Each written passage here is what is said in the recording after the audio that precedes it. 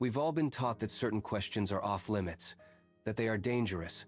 We suppress them because we fear that acknowledging them will make our faith crumble. If you've ever felt that pit in your stomach when a difficult question about the Bible surfaces, know this: you are not alone.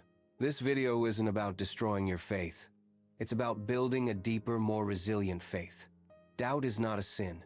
It's a necessary path toward honesty. We're tackling 5 uncomfortable truths, 5 questions your pastor might be afraid to discuss.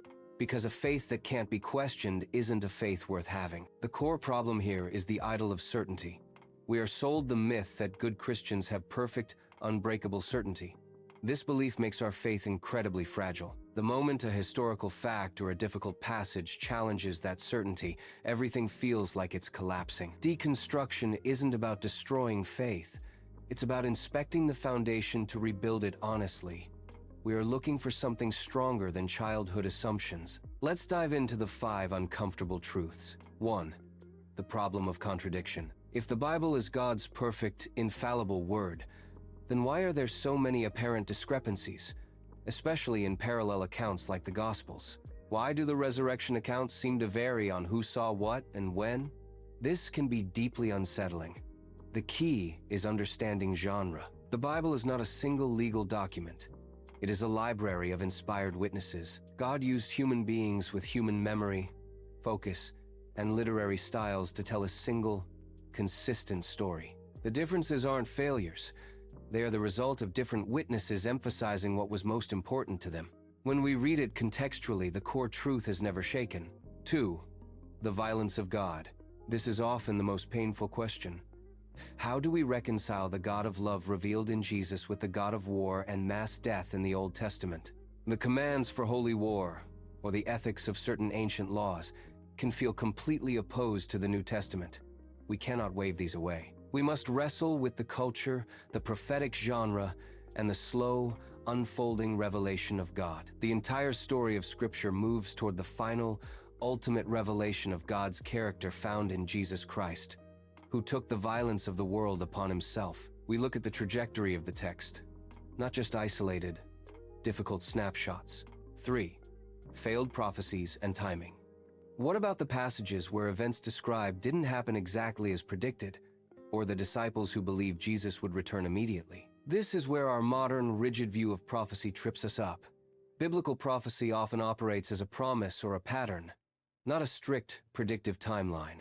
The core promise that God will ultimately restore all things remains true, even if the ancient Jewish expectation about how and when was different from the reality revealed in God's slow, patient work across history. 4.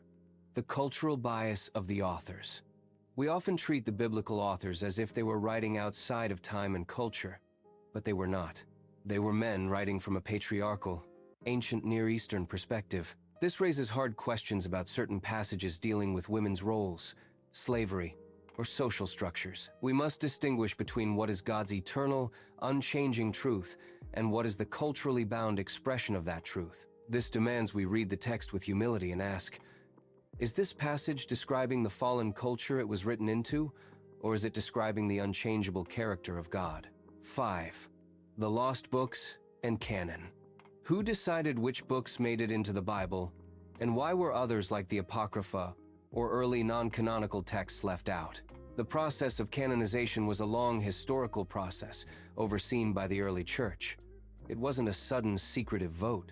Understanding who chose the books and why those books were accepted for being used by the church for centuries actually strengthens the authority of the canon. It shows the Spirit guiding the community over time, testing and affirming the text that authentically testified to Christ. So, where do we go from here? The path forward is honest faith. You have permission to hold unanswered questions. You have permission to say, I don't know, without feeling like you are failing God. I encourage you to practice faith with open hands, admitting uncertainty while maintaining your commitment to following Christ. When you read the Bible, start with the core narrative, the life, death, and resurrection of Jesus. He is the lens through which all the difficult parts gain their context. Friend, honesty is the bedrock of deep faith. Your questions are precious.